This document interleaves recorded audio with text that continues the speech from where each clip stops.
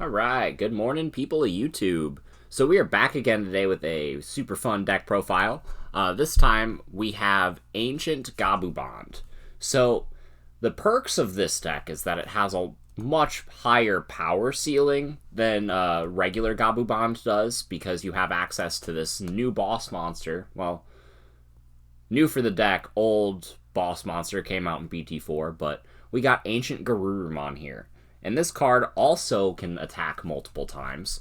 So you have a deck full of just cards that are attacking multiple times. You warp this card on top of this level 4 Lobomon, and then whenever it dies, you get value off of the Analog Youth. So that's kind of the combo that we have going here.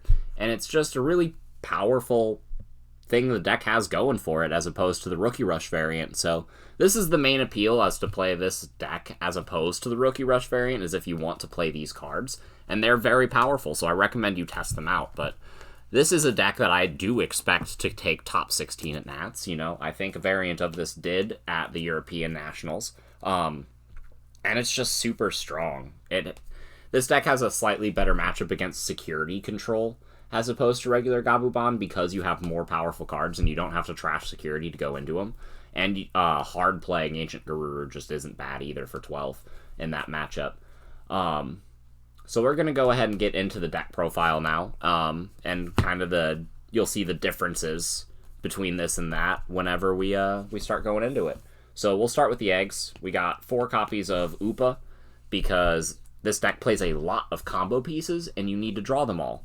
And then the last egg that we're playing is a single copy of Demi-Vmon because this card lets you gain 1,000 if you unsuspend, and all of our boss monsters that we want to swing with unsuspend. So that's why we're doing that one as opposed to the conditional have 8 cards in hand Demi-Vmon. So for our boss monsters, we got 4 copies of Ancient Garuru and 3 copies of Bond of Friendship.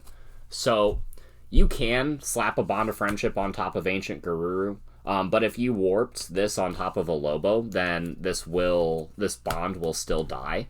However, that is a play that you do have access to if you want to swing with this once and then unsuspend and then go into this and then swing. And then if you have the BT6 Gabu, or you have the BT6 Gabu under the Lobo, then you just get more swings that way. But most of the time you're going to be warping on top of a Gabu with this. And then you're warping on top of a Lobo with this, and this can swing twice, and if it dies, you play a hybrid from your hand. And then you have value off of this, and you have value off of this, and they're just big boss monsters that can swing a lot and chip your opponent's security down super fast. So oftentimes you're not playing Bond of Friendship unless you're closing the game out with it. That's why we're only playing 3. You will see some lists play 4, but I think playing too many boss monsters clumps this deck up. And one of the things that this deck has as a weakness as opposed to the Rookie Rush variant is it clumps a little bit more. Because if you draw a hand full of these guys, then you're forced to just hard play one, and that's no bueno. But these are the boss monsters that we have. They are what are winning us the game, and I love them all. So this deck plays no level 5s, but we do have some level 4s. We got the 4 of the Lobo that will let us warp. We got 4 copies of the Lobo that we're swinging with for game. And we have 2 copies of Kendo Garurumon. So this deck wants to play a lot of hybrids because whenever Ancient Garurumon dies, you get to play one of these from your hand for free. And you want to have a lot of cards that evolve on top of Tamers because that's how you're winning the game a lot. You're oftentimes swinging multiple times, getting their security down, and then you're not caring what removal you're hitting in security because if they kill these guys and they've done their job and chip their security down, then you can just play these hybrids for game, and that's always fun.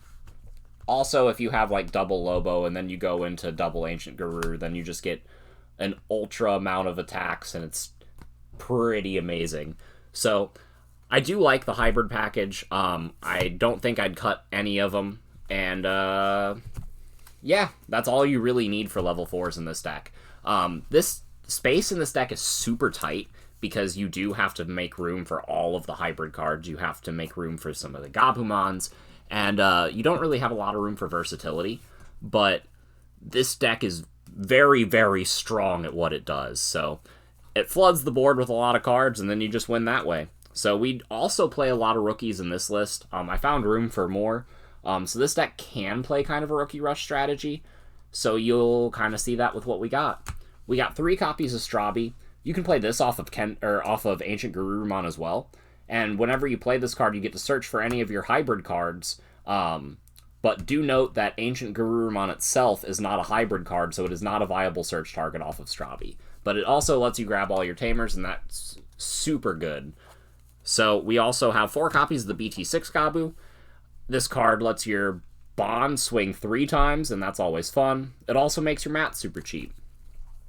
We got 4 copies of the EX1 Gabumon. This card lets you search the top 3 whenever you evolve on top of it for more Tamers, and possibly some Gabumons in Bond of Friendship. So that's always fun. You're playing a lot of level 4s, so you will be evolving on this card a lot, and this is the most valuable card that you have to evolve on top of, aside from this level 3 Gabu. And then next we play 3 copies of Drabumon. So this closes out our Gabumon lineup. We're only playing 11, but we are also only playing 3 Bond, so I feel like it kind of balances out. But the last rookie we are playing in the deck is Madoki Beta. I do want to find room for more copies of this card, because this card is super good into the mirror match, but I feel like all of these are necessary, and honestly playing 1 more Gabumon might be beneficial. So I do also love this card, but this could be a Gabu, or you could, try to find room for another copy of this, but I do like Madoki, and it does put in work, and you're going to see into this format, these memory gain denier cards are very, very valuable. So that's it for the rookies. Next, we got some Tamers for you. I got 2 copies of Analog Youth because it facilitates your combo. It also lets you grab your combo pieces, which is super nice. So really like the value that Analog Youth provides for the deck. We got 3 copies of Davis. You can evolve on top of it. You can search for cards with it, and it's a memory setter. So I would not play less than 3 in this list. You could try to find room for Sora Joe, but I don't think Davis is the cut for that card. And honestly, I don't know what the cut for that card is. I just think space in this deck is super tight, but I would like to put a Sora Joe in here. Next, we got 4 copies of Matt Ishida. This card lets you bond, and it lets you draw cards, and it lets you gain memory, and you can evolve your Tamers on top of it, and it's just a great card overall. I absolutely love the value that it provides for the deck, because it just kind of does everything, but it only does everything like every other turn, because you have to keep promoting a Gabumon in order to facilitate this. However, thanks to Analog Youth, if you get an Ancient Garurumon playoff, then you can mat twice in a row. So that's why we are playing 4 mat, and I don't think you can argue that you would play any less. So I think these 9 Tamers are absolutely mandatory for the list. But I want to try to find room for the Sora Joe, but there's other cards I want to find room for as well, as I suggested earlier with the rookie lineup. So closing out the deck, we do have the options. I have 1 copy of Howling Memory Boost. This is yet another card I wish the deck had space for more copies of, because it's a very, very good card. And it will help you stall out for game, and it will let you boost up in positions where you need to make plays with multiple Ancient Garurus or multiple hybrids.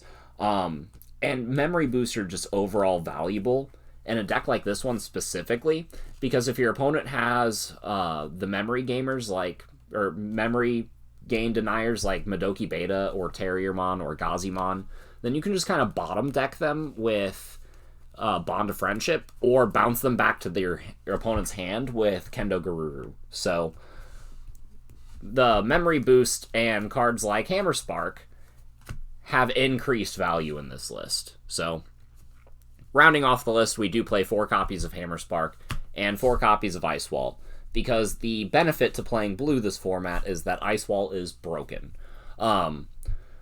So the elephant in the room, I'm sure we are going to get questions about this. What I would replace the Ice Walls for? Well, there are a bunch of cards that I told you that I would like to go up copies of. So these 3 Ice Walls easily become at least another copy of Howling Memory Boost, because you need another option in the deck. I think one becomes a Sora Joe, and then one becomes one of the rookies that I was considering bumping up, either a Madoki Beta or a 12th Gabumon. But yeah, that's pretty much all I have to say about this list. The Rookie Rush variant is much more consistent.